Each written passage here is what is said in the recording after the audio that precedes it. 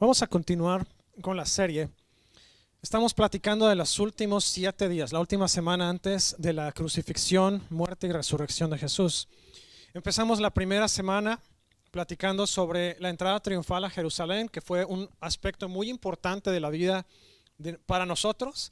Fue un aspecto muy importante también del momento en el que Jesús estaba viviendo, porque fue cuando se reveló su naturaleza divina, cuando la gente empezó a alabar a Dios por Jesús y empezó a decirle sálvanos. Cuando dijeron Hosana, Hosana, eso es sálvanos, sálvanos, Señor. Y después entramos a la limpieza del templo, que dicen algunos escolares, algunas personas eruditos de la palabra de Dios, que lo hizo Jesús 2 veces. La Biblia no lo dice tal cual, sabemos que los escritores de la Biblia no fueron en orden cronológico, así que puede confundirse, pero lo hizo una vez por lo menos, y esa vez que lo hizo Jesús fue para sacar a toda la gente que estaba transando en el templo. No me refiero a hacer transacciones comerciales nada más, pero estaban haciendo trampa, estaban como decimos en México, transando, que significa estaban haciendo algo irregular, algo ilícito. La semana pasada hablamos sobre la Pascua, que fue el antecesor de la Cena del Señor, y hablamos de la Cena del Señor como tal. De hecho, el pastor Bruce fue quien habló de ella. Y hoy vamos a platicar sobre uno de los hechos más importantes de la última cena, que fue cuando Jesús lavaba los pies de los discípulos. Así que el tema de hoy es la gente de toalla y lebrillo. En Juan 1 al 12, cubre aproximadamente 3 años, pero del 13 al 19 cubren menos de 24 horas. Juan es uno de los escritores que cubrió o que alcanzó a tomar la mayor cantidad de información de esta última semana de Jesús, especialmente de la última noche de Jesús. Hablamos de las últimas 24 horas de la crucifixión de Jesús, o bueno, del momento del arresto de Jesús y hasta su crucifixión fueron algunas horas nada más. Estamos hablando de aproximadamente 9 horas. Ocurrió todo dentro de un mismo periodo de tiempo de 24 horas, y esto es de lo que nos está hablando Juan en estos capítulos 13 al 19.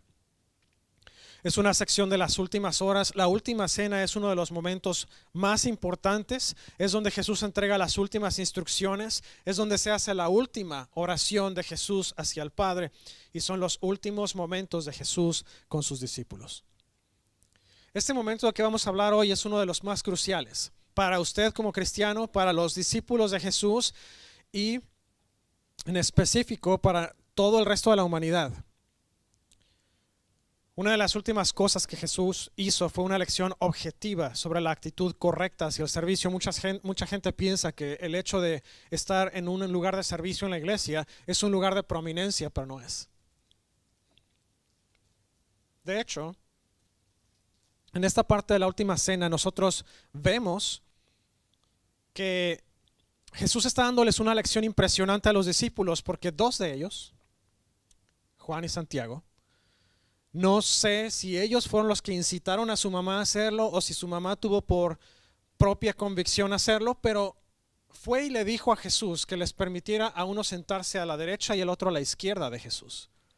Los discípulos estaban ya con la inminente crucifixión de Jesús y estaban peleándose a ver quién iba a ser el líder de todos, como si eso importara.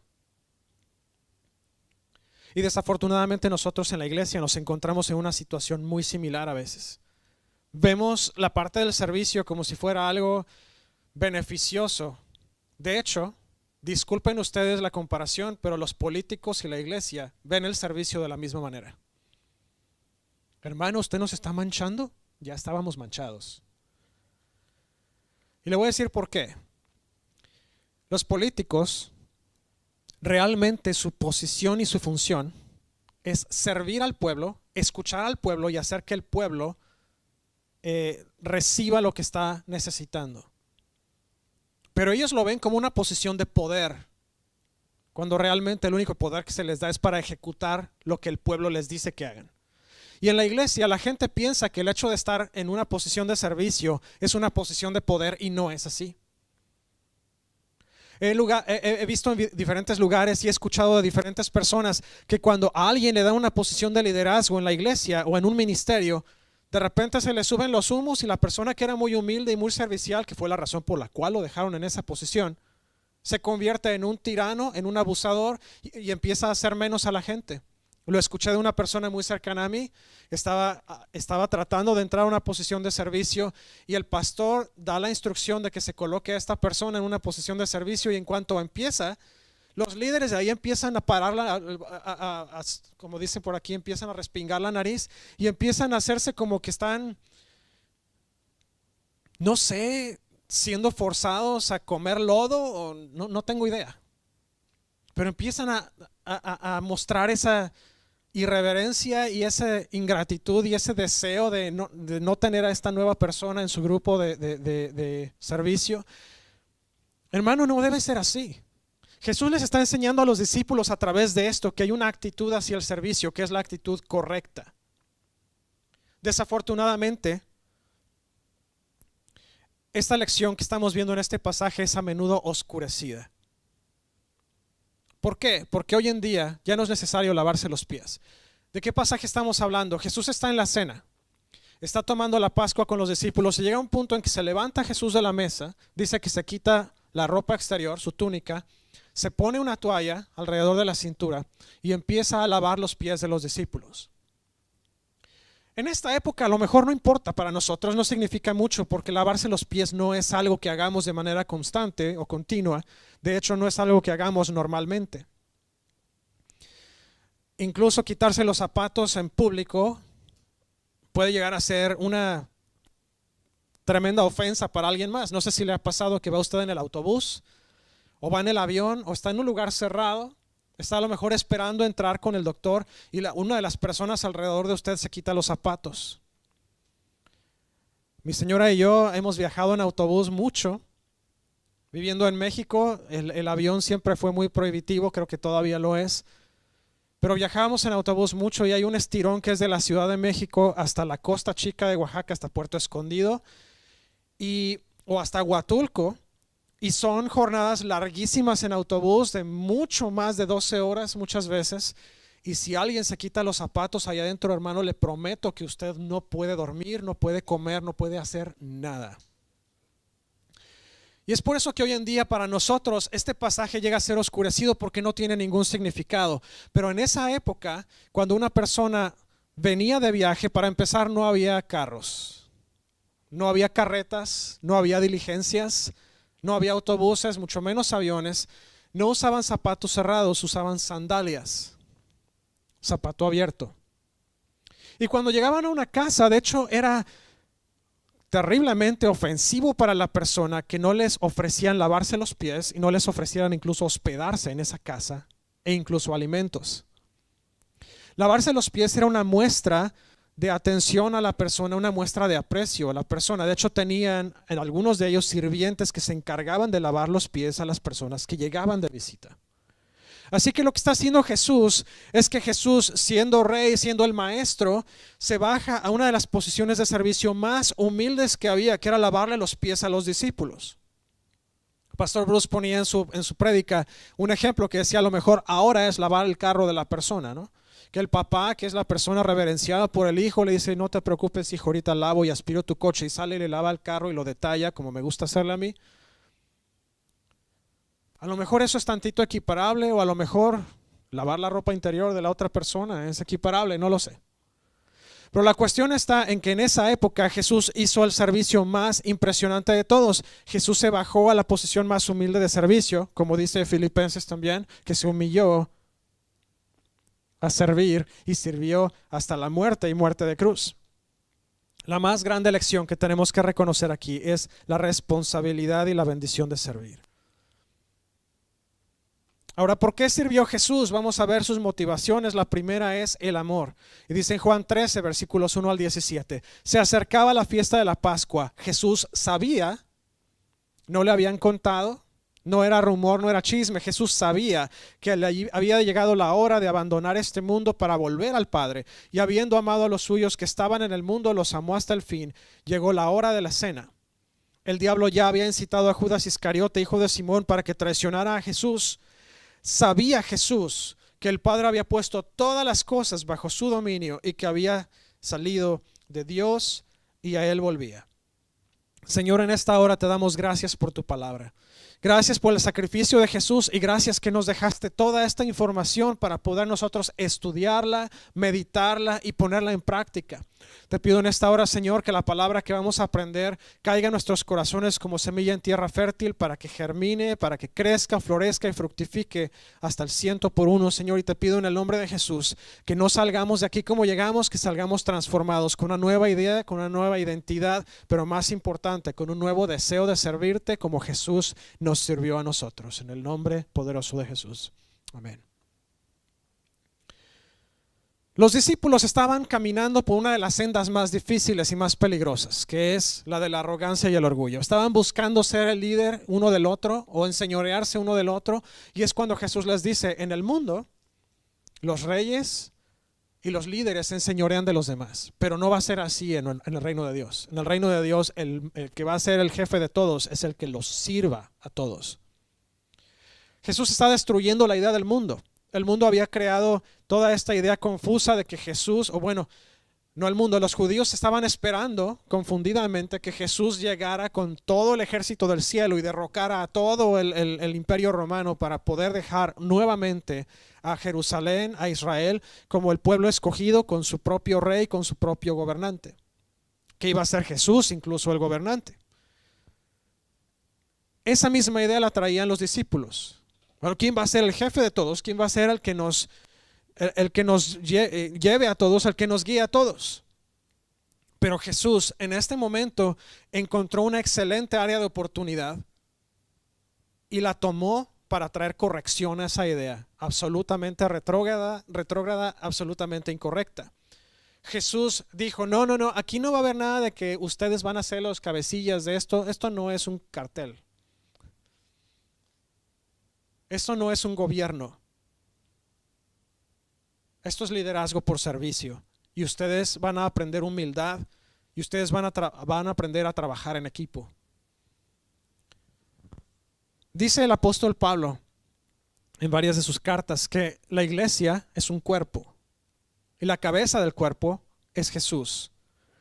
Y si la iglesia no pudiéramos o no necesitáramos trabajar en equipo, la iglesia no nos compararía con un cuerpo, porque el cuerpo, el ser humano, está hecho de manera que todos los miembros, todos los órganos, todos los aparatos, todos los sistemas del cuerpo están conectados unos con otros.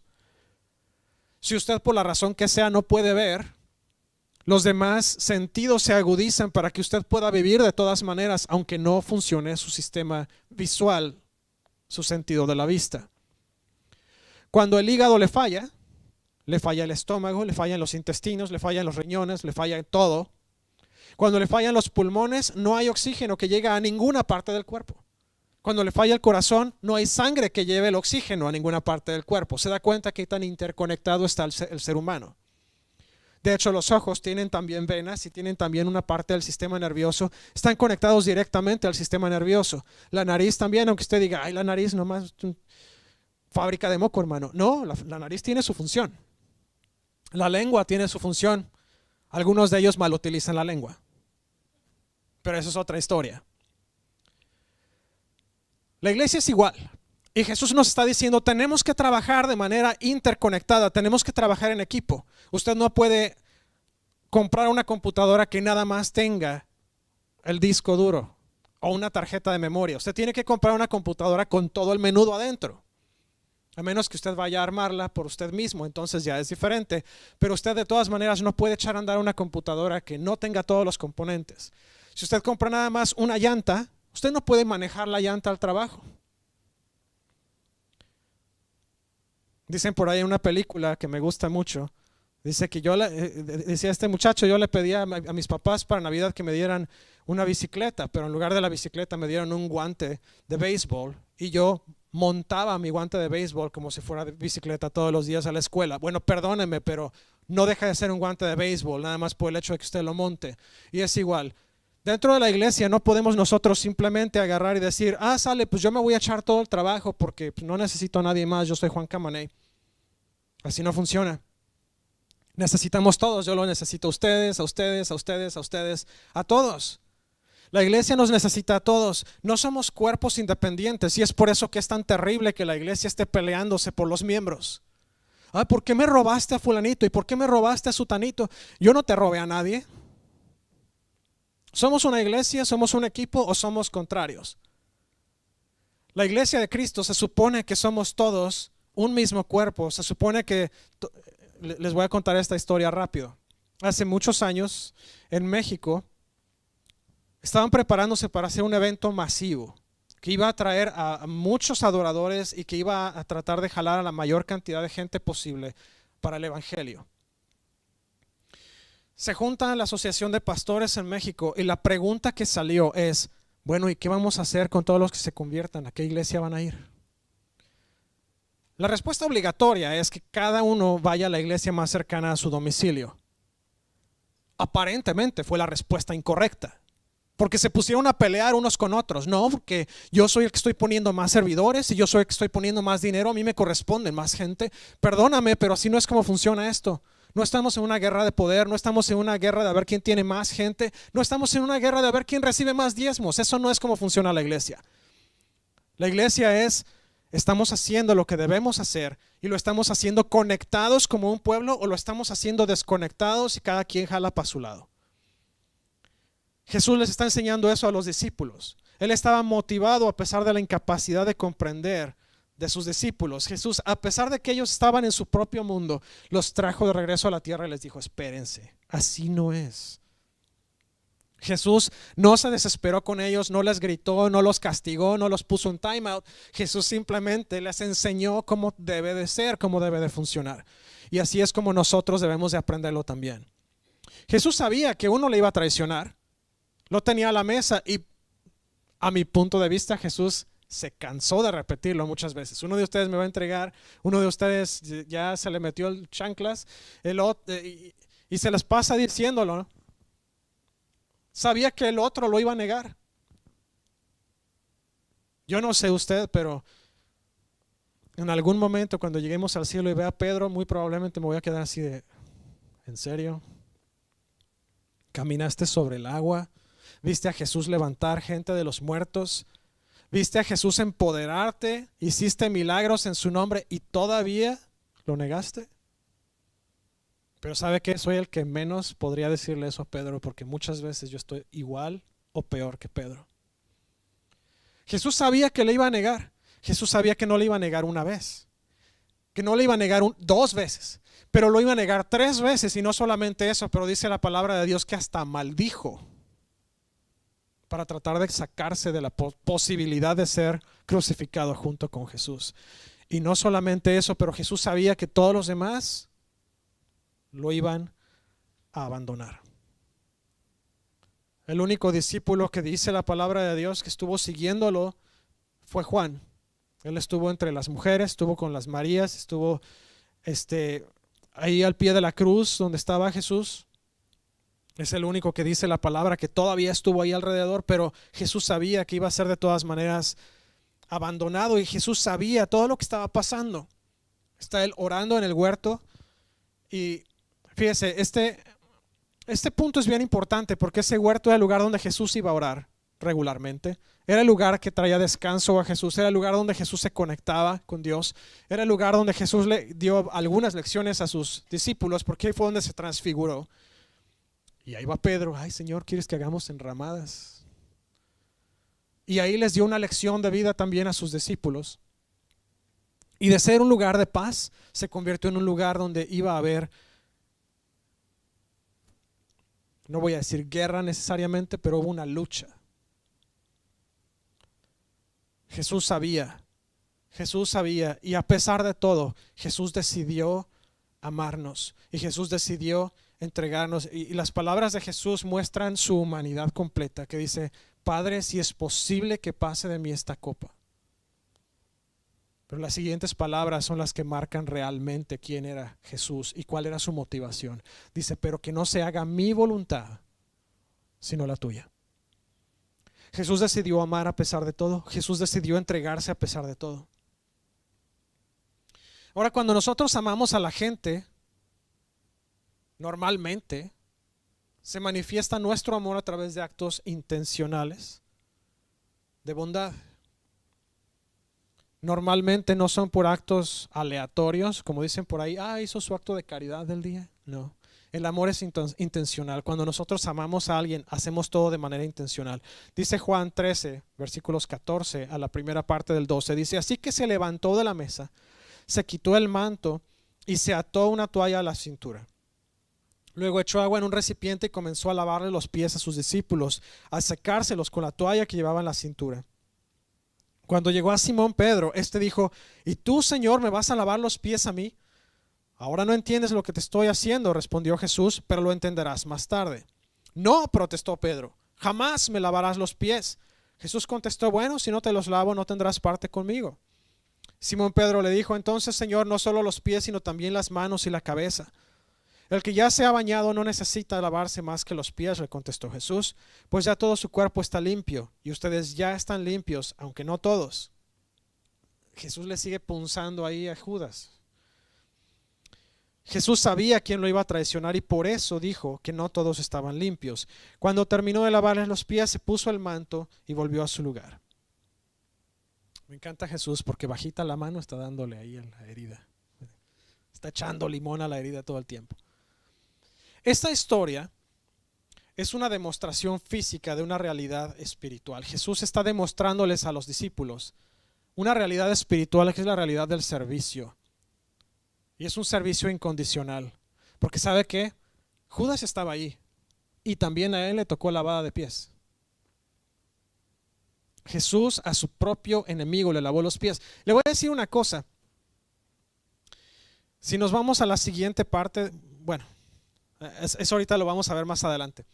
Pero esta cuestión de lavar los pies, como decía hace rato, a nosotros a lo mejor no nos significa mucho, pero para ellos era un acto muy importante. Era uno de los actos de servicio más importantes. Y Jesús les estaba mostrando, el acto de lavarles los pies no es nada más porque sí. Es porque estoy estableciendo una realidad espiritual para ustedes. Dice Filipenses 2, versículos 2 al 8. Entonces háganme verdaderamente feliz poniéndose de acuerdo de todo corazón entre ustedes, amándose unos a otros y trabajando juntos con un mismo pensamiento y un mismo propósito. No sean egoístas, no traten de impresionar a nadie, sean humildes, es decir, considerando a los demás como mejores que ustedes. No se ocupen solo de sus propios intereses, sino también procuren interesarse en los demás. Tengan la misma actitud que tuvo Cristo Jesús. Aunque era Dios, no consideró el ser igual a Dios fuera algo que el ser igual a Dios, sea algo a lo cual aferrarse. En cambio, renunció a sus privilegios divinos, adoptó la humilde posición de un esclavo y nació como un ser humano. Cuando apareció en forma de hombre, se humilló a sí mismo en obediencia a Dios y murió en una cruz como morían los criminales. Algo que me encanta de Jesús es que Jesús aparece en momentos ordinarios y los hace absolutamente memorables. Llega en momentos donde aparentemente es algo rutinario de nuestra vida, pero Él lo convierte en algo de qué aprender y algo que recordar para siempre. La Pascua era rutinaria. Era algo que el pueblo judío, yo no sé si todavía lo hacían o si todavía lo hacen con todo el conocimiento de qué significaba, pero era una rutina. Y Jesús transformó la cena de Pascua, algo rutinario para la gente, en algo absolutamente memorable. Ahora usted y yo celebramos la cena del Señor como un recordatorio de lo que Jesús hizo, pero más allá Jesús dio uno de los actos de servicio más importantes a través de esa cena con sus discípulos. Y esa es una de muchas.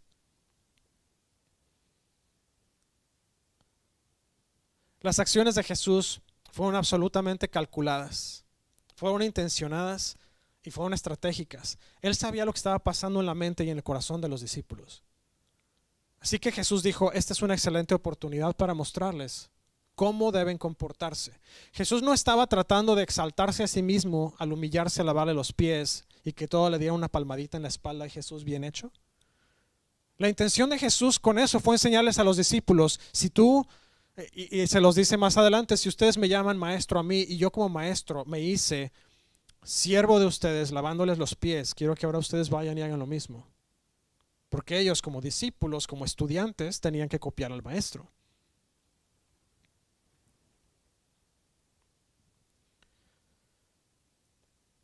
Nadie le agradeció a Jesús. La Biblia no registra que hayan estado así de: Jesús, gracias por lavarme los pies. Ni siquiera reconocieron lo que Jesús hizo en ese momento. Me imagino que todavía estaban sus cerebros trabajando, pensando: ¿por qué le habrá dicho a Pedro que ahorita no lo entiende, pero después? Allá en la casa pasa que a veces a los niños se les olvida que no tienen sirvientes. Y normalmente cuando terminan de decir algo: quiero esto, les corrijo: mamá, ¿podrías darme, por favor? Y luego les da uno las cosas y no dicen gracias. Y les recuerdo: gracias mamá o gracias papá. Muchas veces escucho al chiquillo: gracias, perdón, señor príncipe, que merecía usted que le diera lo que le di. Y así pasó con Jesús. Los discípulos tomaron la lavada de pies, tomaron la lección, no reconocen lo que está pasando a lo mejor, pero muy probablemente estaban todavía en conflicto en su mente. No sabían lo que estaba pasando. Pedro trata de evitar que Jesús cumpla con el propósito. No, incluso dice la palabra de Dios ahí: jamás me vas a lavar los pies a mí. La respuesta de Jesús es: mucho como yo sería. ¿Ok? No te los lavo pues, pero no te toca postre. Y mire que sí lo hago. ¿Ok? ¿No quieres comerte lo que te dimos con tanto esfuerzo? ¿Está bien? Vete a tu cuarto y ahí espérate hasta la hora de dormir. Pero no vas a comer nada más, no te va a tocar postre. Y eso fue lo que le dijo Jesús a Pedro: está bien, no te los lavo, pero no te va a tocar postre. Prácticamente, espiritualmente hablando. Pero el asunto aquí es que Jesús no estaba viendo nada más ese momento en particular, estaba viendo mucho más allá. Y esa es la razón por la cual Pedro trata de evitar que Jesús le lave los pies. Porque Pedro no estaba viendo más allá de su nariz. Pedro estaba viendo en el momento. ¿Cómo crees que tú, siendo el maestro, me vas a lavar los pies a mí? Pero Jesús está viendo mucho más allá. Perdón, pero si no te lavo los pies, Señor, no vas a tener parte conmigo. Y entonces me imagino que Pedro así de: wow, no, espérame Señor, entonces sí échale los pies y las manos y la cabeza. Y Jesús así de: nada, tampoco. Ya estás limpio, ya te bañaste, nada más hay uno aquí que está apestoso. Pero eso es lo que nos está enseñando Jesús en ese punto en particular. Nos está diciendo: ve más allá de tu nariz, ve más allá del momento. Porque sabes que si te encierras nada más en lo que estás viendo en el momento, te la vas a perder. Pero es que, hermano, llevo 17 años combatiendo esta enfermedad y combatiendo el cáncer y combatiendo el otro, y Dios no me contesta. Mire, lo decía el pastor el miércoles de oración. Muchas veces no vamos a recibir la respuesta que esperamos de Dios en el tiempo que esperamos de Dios. Van a llegar cuando Dios la planeó que llegue. Va a llegar en el tiempo de Dios. No es de nosotros el poner nuestros ojos en esta tierra y decir: Dios no hizo conmigo. Veíamos justamente en el discipulado en la mañana, el pueblo de Israel, después de ver todo lo que había visto, se le ocurrió renegar de Dios. Señor, no caigamos en la misma trampa. Jesús nos está enseñando: ve más allá de lo que está pasando en el momento, ve más allá de tu enfermedad, ve más allá de tu situación económica, ve más allá del problema que estás, cualquiera que sea. Legal, de salud, económico, laboral, lo que sea, ve más allá, porque lo que estás viendo ahorita es lo que el diablo quiere que tú veas. Pero el diablo no tiene la capacidad de ver el futuro. Dios sí. El diablo puede hacer a uno ver lo que el diablo está queriendo que uno vea, porque es el engañador, dice la Biblia, es el padre de mentira, es el que va a venir a decirnos basura y media. Pero Dios, me encantan esas dos palabras, pero Dios sabe lo que viene, Dios sabe lo que ya tiene planeado para ti, Dios sabe ya lo que está haciendo para ti. Ve más allá de tu situación. ¿Qué es lo que está haciendo Jesús? Nos está enseñando a servir y nos está enseñando a amarnos los unos a los otros. El amor es lo que Jesús espera de nosotros. Jesús no está dando estas demostraciones nada más porque sí. Jesús las está haciendo porque quiere que nosotros aprendamos y las copiemos. Hay una canción del hermano Marcos Witt que me gusta porque él dentro de la canción dice: hazme un espejo de Jesús, hazme un reflejo de su imagen. Eso es lo que tenemos que hacer nosotros. Yo no sé usted qué está buscando, hermano, pero yo estoy buscando parecerme más a Él. Me caigo como todos los demás cristianos, pero como dice por ahí el papá de Bruce Wayne, el problema no es cuántas veces nos caemos, el problema es cuántas veces nos levantamos y cómo nos levantamos. Ahora, tampoco peque con toda la intención de pues es que al fin que me va a perdonar, porque eso no funciona de esa manera.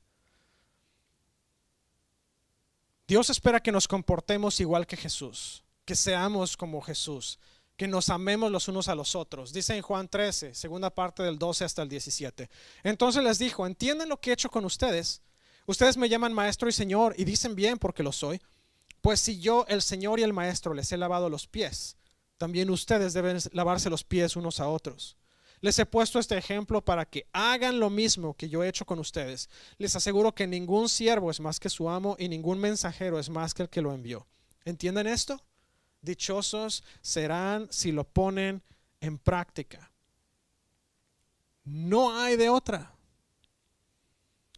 Esto no lo hizo Jesús para apantallarlos, y como les decía hace rato, no lo hizo para que le dieran una palmadita en su espalda.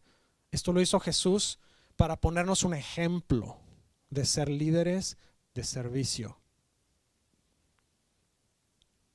Si el maestro y el Señor lavó los pies, que era lo más humilde de los servidores, ¿por qué nosotros no lo vamos a hacer? Y aquí le voy a decir, esta es una parte en la que algunas iglesias se han equivocado. Porque dice justamente en el versículo 13: ustedes me llaman maestro y señor y dicen bien porque lo soy, pues si yo, el Señor y el maestro, les he lavado los pies. En el versículo 14 también ustedes deben lavarse los pies unos a otros. Y hay iglesias que tienen por frecuencia, por regularidad o por rutina lavar los pies de la gente. Pero nuevamente, ¿entendemos qué significa? Este no es un mandamiento directo de Jesús. A lo que se está refiriendo Jesús no es a lavarnos físicamente los pies. A lo que nos está llamando Jesús es a servirnos y amarnos los unos a los otros, exactamente tal cual Jesús hizo con sus discípulos y Jesús hizo con el mundo. Él nos está diciendo: encuentren maneras de servir a la gente. Tenemos que estar buscando la manera de servir. No es igual como yo puedo servir a la hermana Gloria, como le puedo servir a la hermana Rosalía, como le puedo servir a Irán, como le puedo servir a los hermanos Aldierna. No es igual. Cada uno tenemos necesidades diferentes. Tengo que encontrar la manera en que yo pueda servir a la gente. Su vecino del lado derecho de su casa no es el mismo que el del lado izquierdo, y cada uno tiene usted que servir de manera diferente. Les voy a dar una ilustración rápida, no me voy a quedar mucho tiempo aquí, pero los vecinos de uno de nuestros vecinos, no voy a decir cuál, tiene un problema en su jardín y desde hace algunos años detectaron gas y han estado tratando de arreglar el problema, y finalmente el año pasado arreglaron el problema. Y nos dijeron los vecinos: no arregles todavía la cerca porque van a venir los de OCC y van a hacer todo el arregladero ellos, y van a tumbar cercas y las van a volver a levantar. No le gastes. Y no le gasté. Llegó OCC, hizo lo que tenía que hacer, pero nunca tumbaron cercas y la cerca se quedó media tirada porque uno de los postes está todo podrido. Y cuando vino el viento de hace unos días, yo nada más vi la cerca que papaloteaba bien horrible. Yo dije: se me va a tirar toda la cerca completa. Entonces ayer lo vi y le dije: oye bro, vamos a arreglar eso, ¿no? Me dice: pensé que ya lo habías arreglado. Perdón, pero ¿qué no viste cómo papaloteó la cerca un par de días atrás? Le dije: la voy a arreglar, necesito permiso para entrar a su propiedad. Me dice: sí, no importa, entren cuando quieran. Pero a eso es a lo que me refiero. Busquen maneras de servir. La cerca, hasta donde yo sé, no nos pertenece a nosotros, les pertenece a ellos. Pero si esa cerca se cae, ya nos volaron todo un árbol completo lleno de manzanas. Si la cerca se cae, nada me dice que algo más va a desaparecer de la propiedad. Así que vamos a arreglárselas nosotros. Esa es una forma de encontrar medios para servir a otros. ¿Se da cuenta? Entonces ve a sus compañeros de trabajo, ve a sus familiares, ve a sus amigos. Encuentre maneras de servir. Hay muchas formas, cada persona tiene una necesidad diferente. Busquen las maneras de servir a otros. Mire, los cristianos desafortunadamente tenemos muy mala reputación. Si usted le dice a alguien que es cristiano, uy, no, ya me cayó uno de estos aleluyos. ¿Y sabe por qué? Diferentes razones. Pues es que ustedes dicen que son cristianos, pero se meten unas borracherototototas. Es que ustedes dicen que son cristianos, pero pues ustedes se roban las cosas de la oficina, del centro de trabajo. Ustedes dicen que son cristianos, pero pues ahí anda el pastor en lugares de mala muerte. Ustedes dicen que son cristianos, pero son re mentirosos. Ustedes dicen que son cristianos, pero nada más van por la cartera de uno. ¿Se da cuenta? ¿Tendrán razón? Desafortunadamente sí. ¿Qué está buscando Jesús de nosotros? Está buscando que seamos leales. Está buscando que seamos fieles, que seamos nosotros humildes, que seamos obedientes, que seamos cuidadosos, que sirvamos a los demás.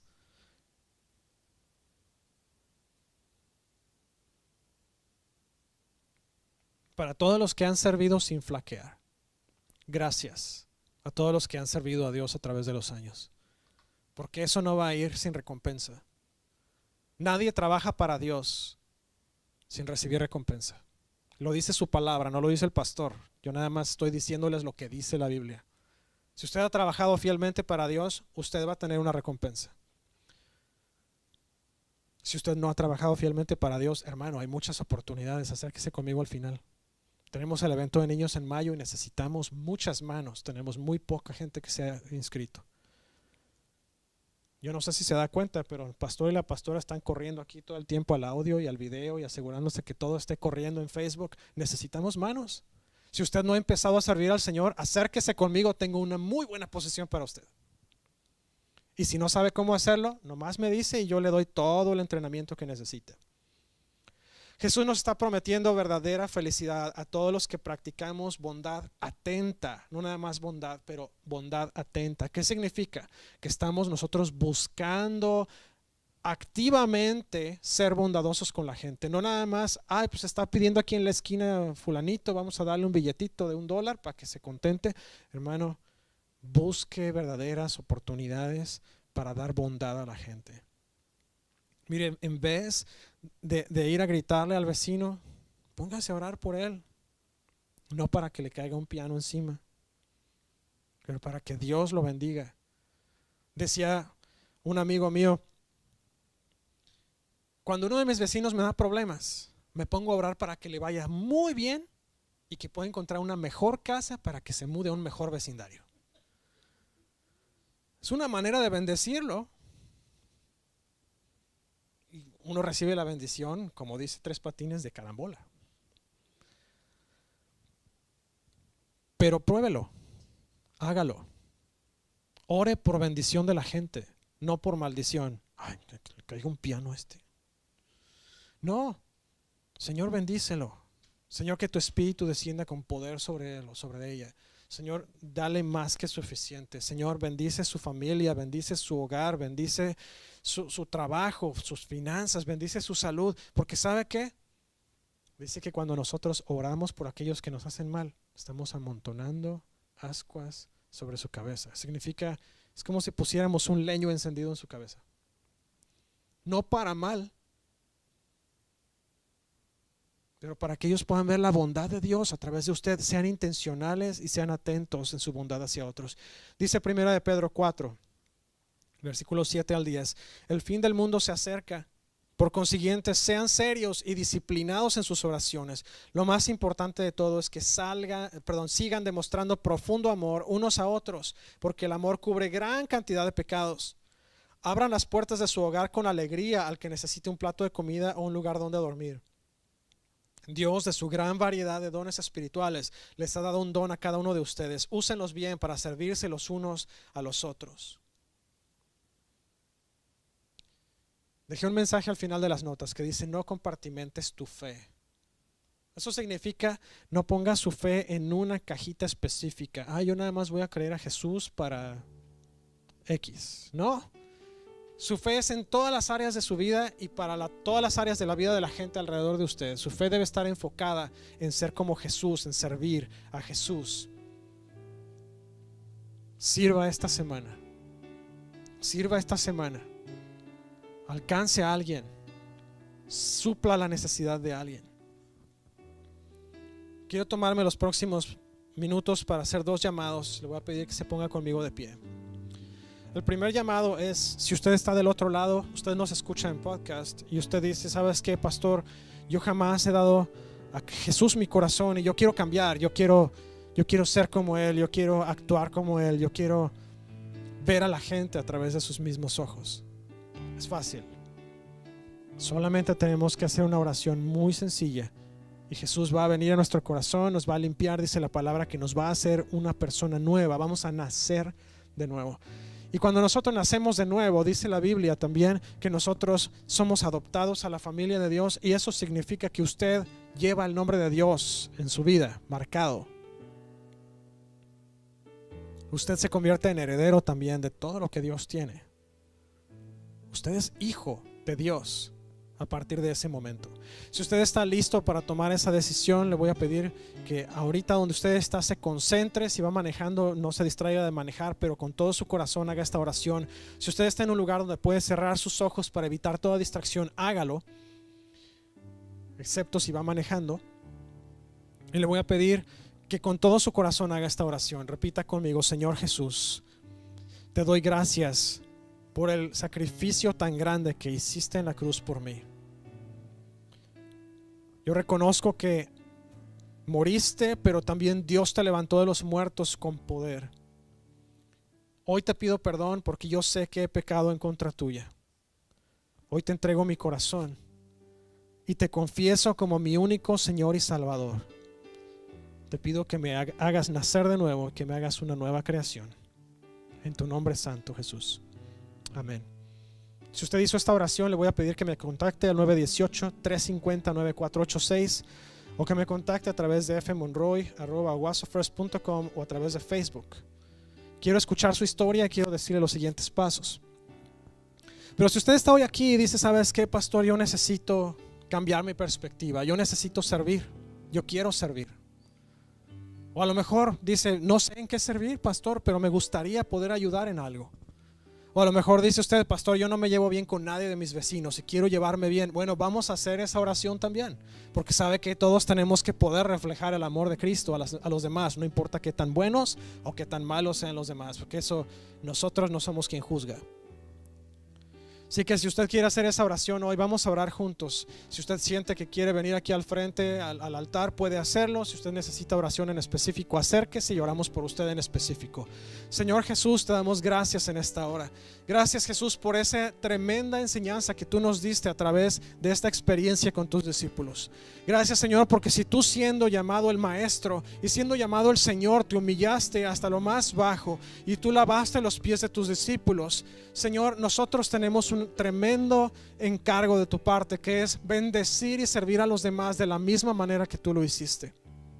Señor, en esta hora te damos gracias porque a través de esta experiencia nuestro corazón es enriquecido y a través de esta experiencia, Señor, también nosotros somos enriquecidos. Te pido, Señor, que nos ayudes a quitarnos la mentalidad de que el servicio en la iglesia y una posición de liderazgo nos da poder sobre la demás gente y nos hace tiranos sobre los demás.